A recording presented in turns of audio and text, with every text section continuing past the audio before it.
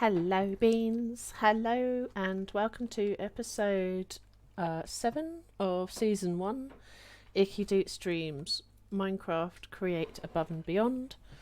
I do apologise in advance for the big delay between this episode and last episode and the one before that. We've missed the episodes this week and this is a special stream from Saturday.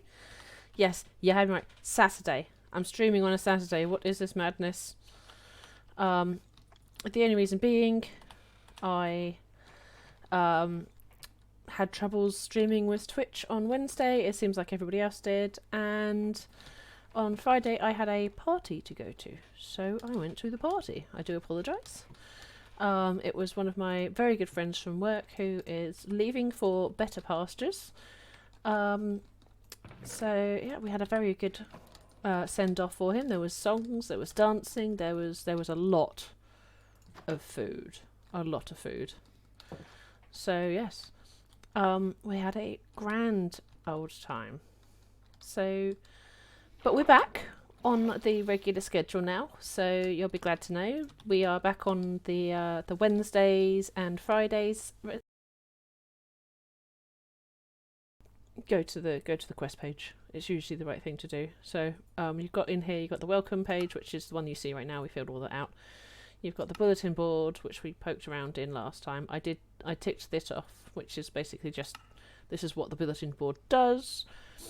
So let me quickly read this. The bulletin board provides a means to earn currency for trading. Here you can complete various errands or buy a profession permit for use in the trading machine. I don't have the trading machine yet, but I ticked the box just to say that's done.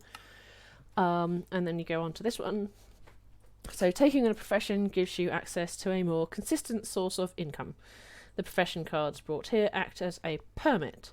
All they do is unlock respective recipes in the trading machine. You can absolutely have multiple of these, and I would agree it's probably a good idea. So you've got your professions up here. So we've got farmer. You can sell crops, honey, flowers. Carpenter, you can sell woods, wood logs specifically. Miner, igneous rocks, I think I said that right. Metal ores and gems. Hunter, you can sell the monster loot. Chef, prepared food. Fisherman, fish and treasure. Mason, building blocks and blacksmith tools and armor. But it's worth noting, and I didn't know this when I did this last time, so I just put it out there.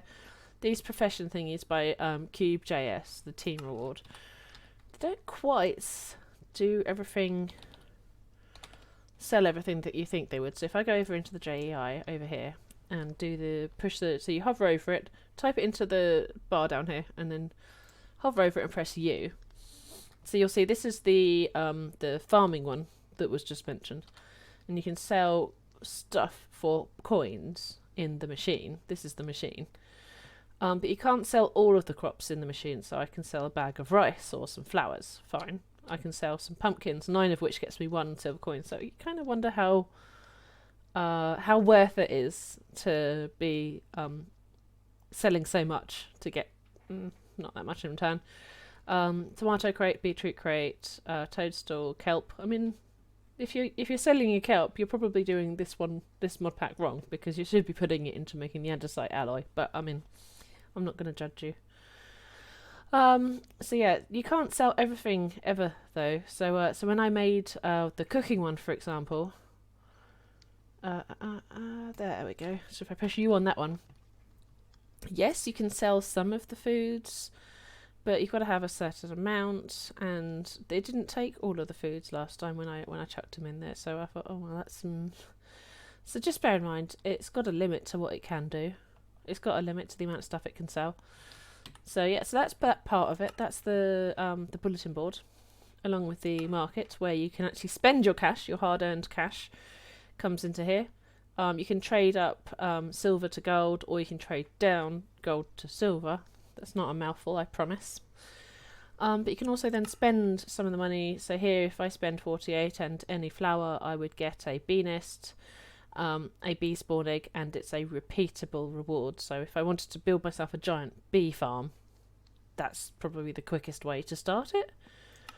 If we go over here, this is the pet owner starter pack. So you spend 24 coins, you're going to get yourself all of these items here. So the leads, tropical fish, bones, name tags, so on and so forth. So good way to get yourself some wolves very early on, or some axolotls, whatever you fancy, or a horse. You could get a horse or a strider. You can sit on those and ride them around. I don't recommend it, but you know, adopt a duck. I still don't know why you would adopt a duck, but I mean you can.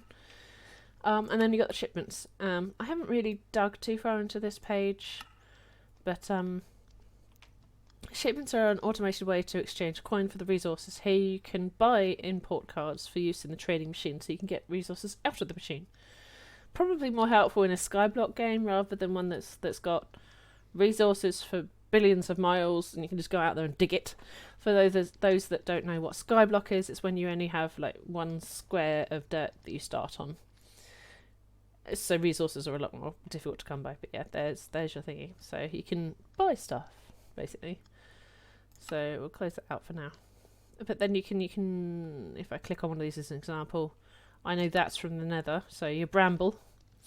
In order to get 4 bramble, you can spend 10 coins and import bramble with this this card here, and it's repeatable. Which means you could then potentially buy sponges, or you know, spiderwebs, or you know, all of these other items that we do use.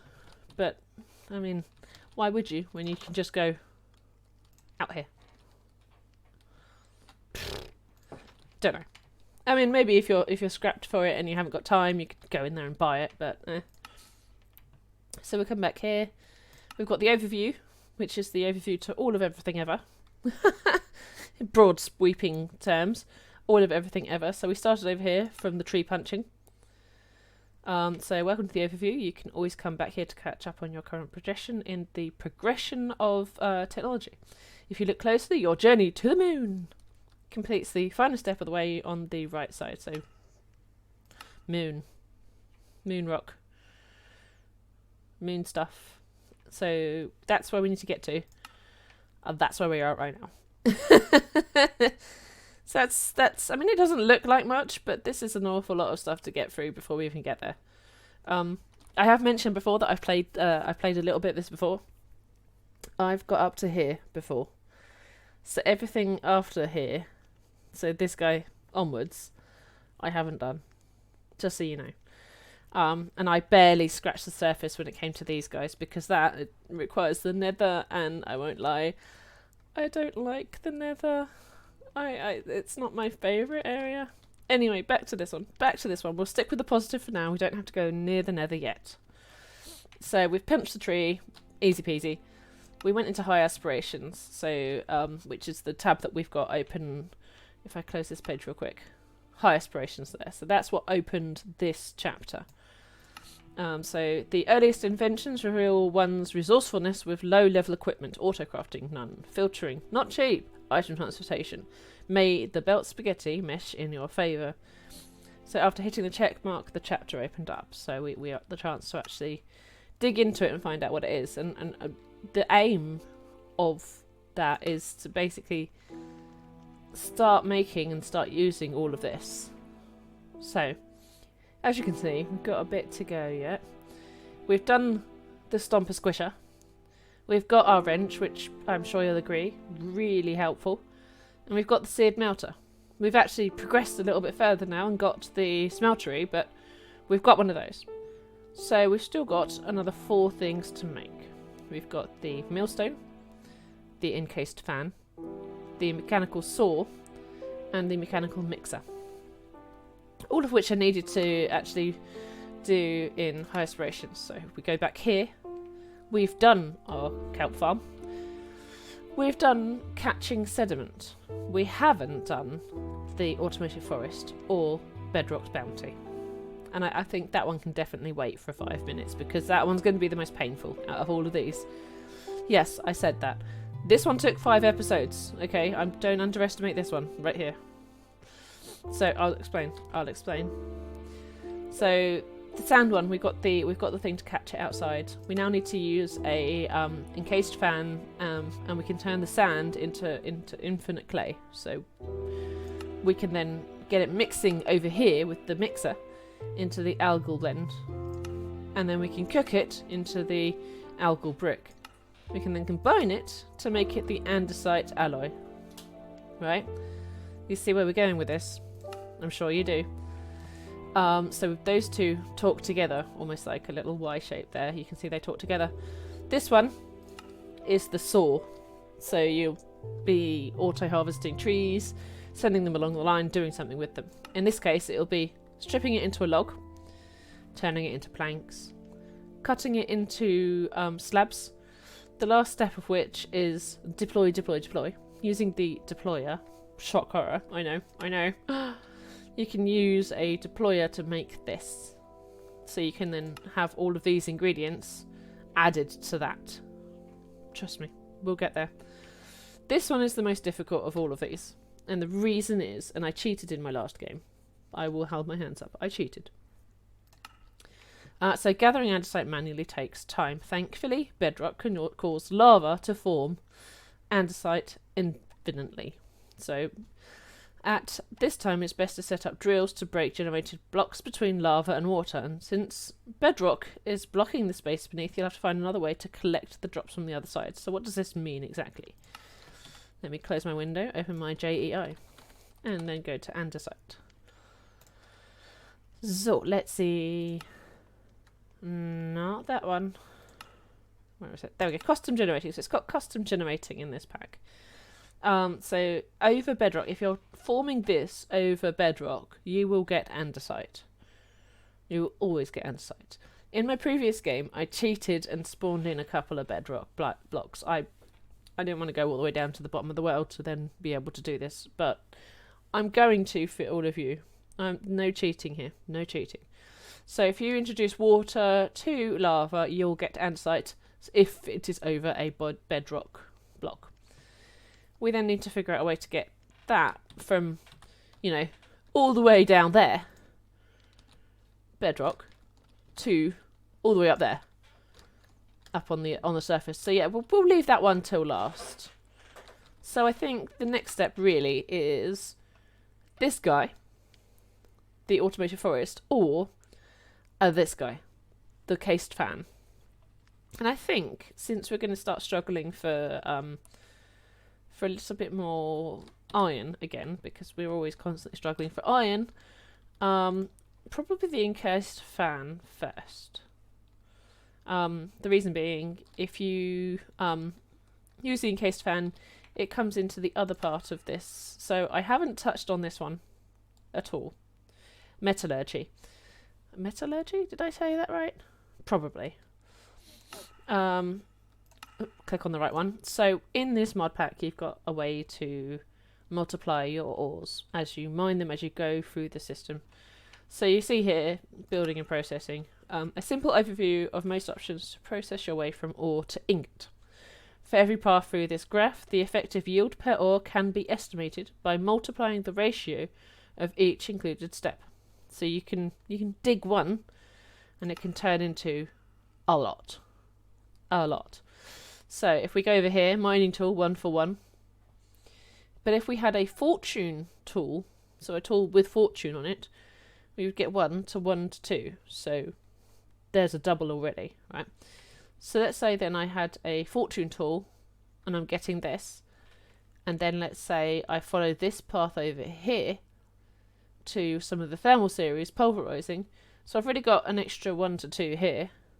I could then take that 1 to 2 and turn that into 1 to 6. So let's say we get the maximum. That means I've turned that one block there into 12 bits of dust. 12 bits of dust will get me 12 ingots. Amazing, who wouldn't? And if you just smelt it in a regular thing, 1 for 1. But if you do the other things and hover over the other things, you'll see you get a little bit more bang for your buck. The best one over here being the superheated mixing, which is from the create.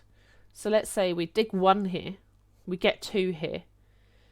We come over to this one, we get another 6, let's say, both times, so that's 12. Come over here to this one, well, that 12 already has then been times by 6 as well. Come all the way over here, you can turn it into liquid and then turn it into casting. So you can then take the nuggets and turn them into actual ingot. Sounds complicated. Don't worry. I didn't understand it either. So, simples. So the first thing I think we're going to do is we're going to aim for the encased fan. And it's also used for a bunch of other things as well, so definitely worth having a look. So if I open this up now, you can see it's used for bulk blasting, bulk smoking, and bulk washing. And you can do this for a lot of things. So instead of putting it through the furnace, you could just chuck it in front of the lava and the fan, and it will cook it. So I'll show you some examples. There you go. Crushed iron ore could turn it into 3 nuggets. There's your multiplier already. Clay lump can be turned into half a brick. You can turn most things into most cooked things. Across the smoker, you can do food. So if you push it across a fire, you can cook stuff without having to put it through an oven and put coal in there. And here's where the bulk washing comes in. The multiplying of 1 dust to extra. You pass it through a thingy of water and you get extra. So you can undye wool, you can turn concrete into actual concrete blocks. You can even turn sand, which is what we're going to be doing, into clay. So definitely worth having a look at, because that's how you can force it to multiply and make things easier. So that's the first one. What do we need for that? We need, you guessed it, an andesite machine and a propeller. Smithing table. And we pop the andesite machine in the first box, the propeller in the other box, and we get the encased fan. Ta-da! Make ourselves a quick millstone as well. Accepts any stone, some andesite, a cogwheel, and a plank. And you'll end up with a millstone. So, what did we need? Stone, right? Probably can't use that. That's the pretty stone. Let's not use the pretty stone. Because we will also need a mill to make all of this get going, but I'll explain all that in a moment. So I've just made a mill. So we've got our water wheel over here. We want it kind of close to our kelp farm, because eventually we want all of this to kind of link. So not this is our like little working area. But we want the kelp farm to link to the sand farm, to link to the clay, to then be able to make this without having to actually get our hands dirty. So, you know, it's a work in progress. Making another one of these guys. So we're going to go here, here, here, there. We're going to make our 3x3. Except this time it's not a 3x3. It's actually going to be a 3x4. So 1, 2, 3. And then we go along this way. 1, 2, 3, 4. Why am I making it a 3x4 this time? Why am I mixing it up, people? Because I have 2 water wheels that I want to attach to this. 2. Yeah. So, boop. Oh, wrong way around again. Wrong way around again. I told you. I told you this would be a theme. Right. 1 there. And 1. How? 2 seconds. Really? Okay, that one went round the right way. Maybe it's because I was crouching. Maybe it's because I was crouching. Yeah, there we go. Take some water, pluck it on the top, watch it go. Water, top. We've now linked those 2 water wheels, and you'll bear in mind again, the reason I kept taking that down and putting it back up again is because you need to have the V's, the grooves of the water wheel going the right way, otherwise it's just going to be a bit subpar. Something to bear in mind. So, right, I am going to now make a hole here, so I can... Oh, wait, is that the right place? No, not the right place. I am not going to make a hole there. I'm going to make a hole there, so I can access that guy. I need that to bring it out of the water wheel, so...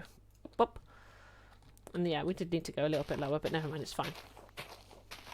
We'll make it up as we go along. I'm sure nobody will notice. said nobody notice. Right, fine. So we're going to make ourselves some more shafts because we're definitely going to need some extra shafts. There we go. Right. First, we can add the mill afterwards. So we're gonna get the encased fan going. So I'm going to go with, let's say here. So if we block it here and have the conveyor belt going across this way, that seems like a good idea. And then we can take the rest of the machine that way. So let's go with that for now. You'll watch, I'll probably have to move it around and change it up again, but for now, it'll do. It'll do, donkey, basically. I'm going to clear out this little bit as well.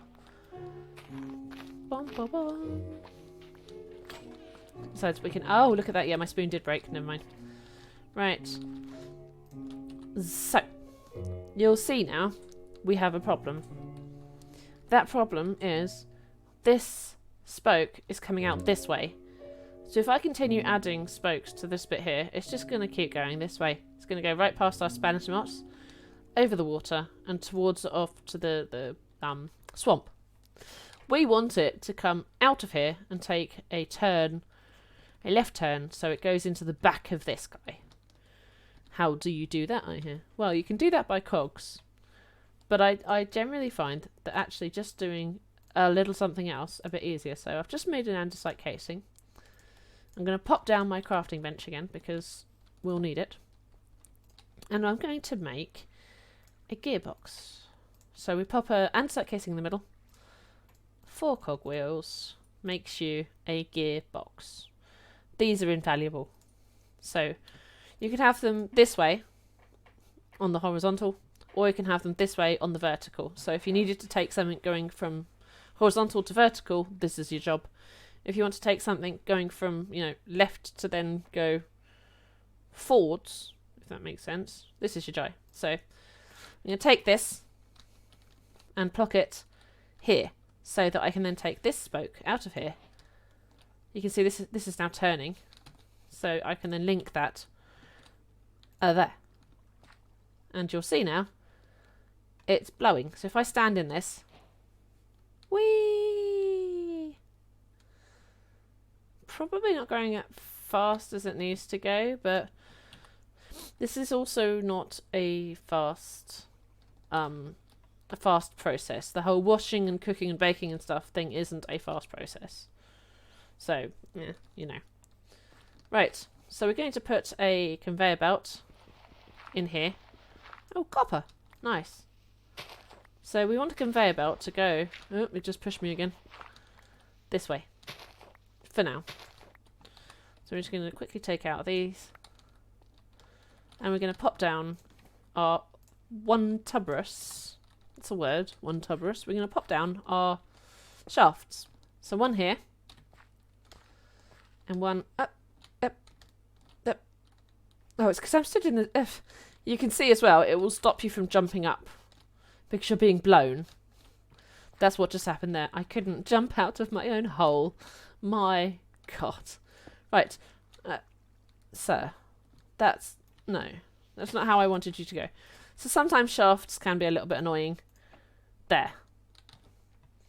So we're going to now take our first... We're going to take a nap before we get exploded by something. So we take our conveyor belt and we go and we right click that shaft. Now, watch what happens. Oh, it tells you how far you can go. So I could go diagonally here if I wanted to. I can't go that way because, well, there's nothing over here to connect it to, and that spoke's facing the wrong way. But it does tell me I can go up, I could go diagonal, and I can go that way. Now, I want to go that way because what you do is you connect these by connecting to the shaft. You'll see now that's changed from a violent pink to a nice green, which tells me that's a valid connection. So I right click, and as you can see, kelp drive. We now have our first conveyor belt. Ta-da! See that, guys? How amazing is that? But you'll notice it's not moving. So, not that amazing yet. Not that amazing. So the idea is now, I mean, we've got this chappy up here creating all sorts of energy, sir. All sorts of energy and only driving one thing. Whoop-de-doo. So what we probably want to do now is unconnect that with our wrench and take some cogwheels and do some magic. So we're going to connect that. So now you'll see I've replaced that shaft with a cogwheel, which means I can now connect other cogwheels and other machines, and this guy still works. All we're going to do is I'm going to take it one step over, and then we'll go down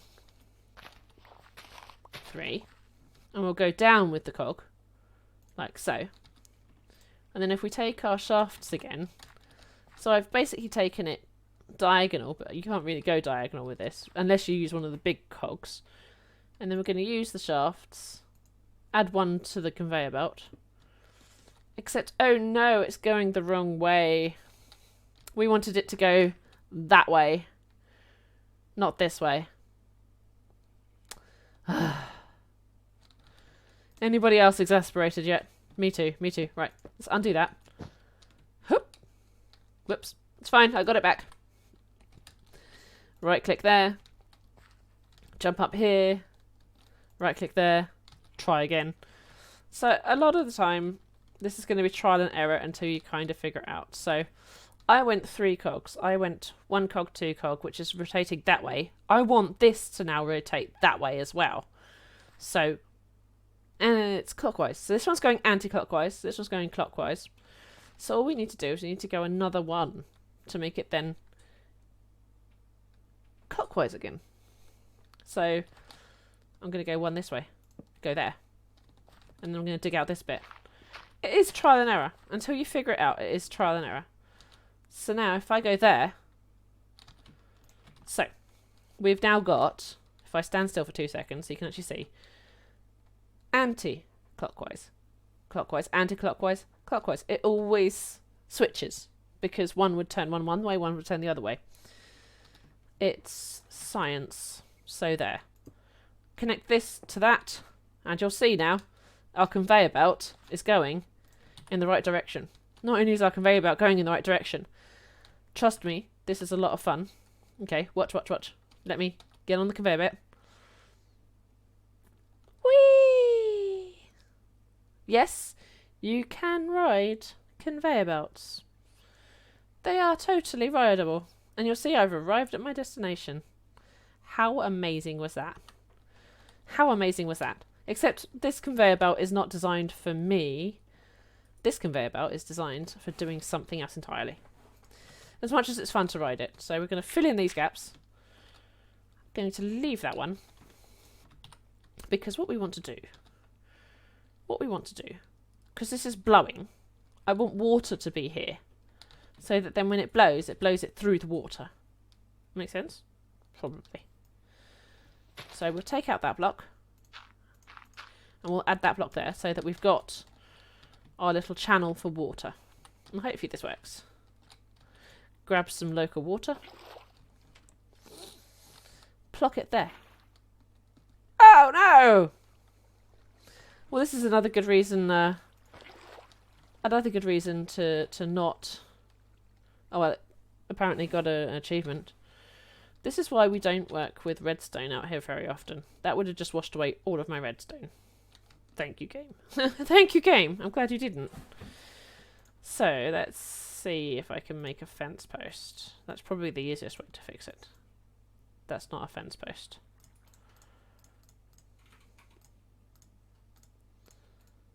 One, 2. That's not a fence post either. Wait a minute. Wait for it. I'll get there eventually, chaps. There you go. Right. So, when you get access to... I still can't jump up there because of the wind. When you get access to funnel covers and things, you can use those. But for now, let's see if that'll work. Yeah, there you go. So you'll see the change in the colour now. So before it was blowing through as white. It's now blowing through as blue, meaning it would wash anything going through there. Makes sense? I hope it does. So now, and that fence post won't be in the way. So if I quickly show you the example, to get things onto the conveyor belt, not right click. You see what just happened? Yeah, me too.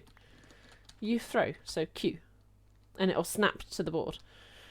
And you'll see it goes right underneath our fence post. But you also see the other problem. Let me just stand up here and show you.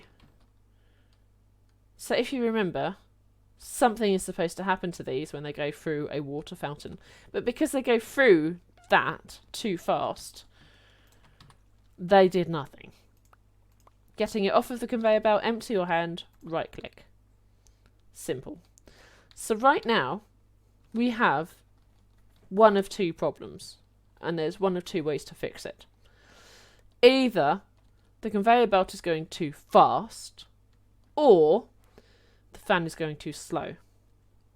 The easiest way I found to fix this is to take the conveyor belt actually off of this circuit. Yes, I know we just spent a lot of time fiddling getting it onto this circuit, but the easiest way, really, genuinely, is to attach it to another windmill.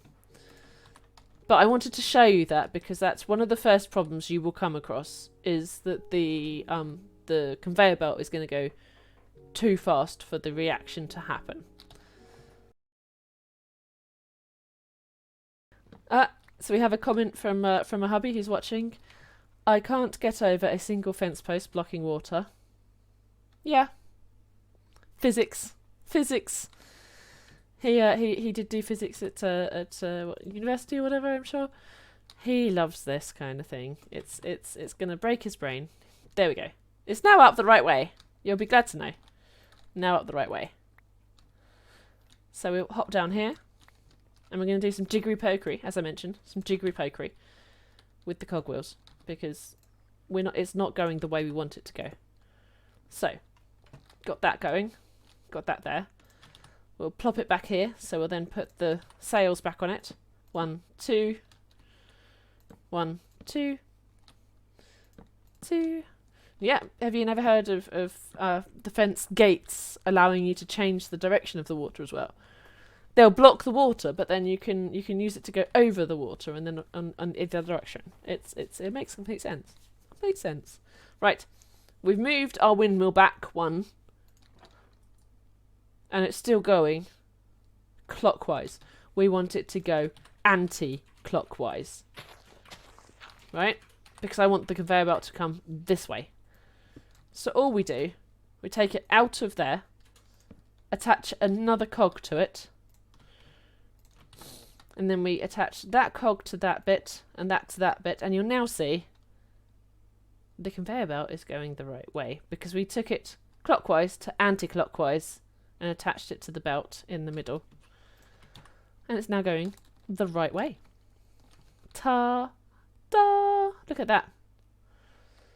So, not too complicated, right? She says. So, why did I just make another andesite machine? Because, let's see, there it is. Popping into the stone cutter gives you the option to make other machines, other items, but without having to combine it with something else, because the combining happens in the blacksmith's table. Here, this allows you to make a couple of other things. Do you remember the mechanical harvester? That's how we made that here in the stone cutter. This time, what I want to make are these guys, andesite funnel. I don't need to add anything to that. I can just use the stone cutter to make the andesite funnel, and you get 4 for the price of 1, which means that's effectively 2 conveyor belt different mechanisms or makers. So how do these guys work? Let me stand still and push W to think about it. This is exactly what we're going to be doing. We're going to be taking one item from a box, ferrying it across the conveyor belt, and shoving it into the other box after it's done the reaction that it has to do. And we put one there. We have an advancement. Dun, dun, dun. And we're going to put one there. What does this mean? This means now that we can chuck things on this conveyor belt and the reaction should happen. Should. The particle effects happening. Become clay. Come on. Yes! Did you see that? Did you see that? The miracle that is clay. So as that gold sand went through and did the conversion, it turned into clay. And that is part of what we need here. Just for the start of this, is we need a infinite clay source. There you go. There it goes again. You see, I wasn't talking crazy. Ha! It works. It works. It works. So, with that now confirmed, I think this might be a good place to end the episode. Because I feel like we've done an awful lot since. So I will quickly explain what we did for everybody else for 2 seconds. So we made 2 new water wheels, which is going to be giving us enough power to get this first part of our construction going. We learnt to turn the direction of the shafts using the gearboxes. We made our first encased fan, and we got our first conveyor belt working using a windmill because it was going too fast for the reaction to work, but it's now working. We haven't quite connected this end of it to an automated sand generator yet, but we will. And we have learnt how the andesite funnels work, which allows you to then not have to be here to then stand and collect the clay. You can just let it go into the bucket like that, go into the barrel. So you don't have to stand here. Even as I go off to go sleep, because it's becoming nighttime again, this machine will keep going. So, dead easy. We also got the millstone working. So we made ourselves a little millstone, just there next to the windmill. Which is just a thing that you can chuck stuff into. So let's see if I can I use that in a millstone? I don't know if I can. It doesn't look like I can. But I can use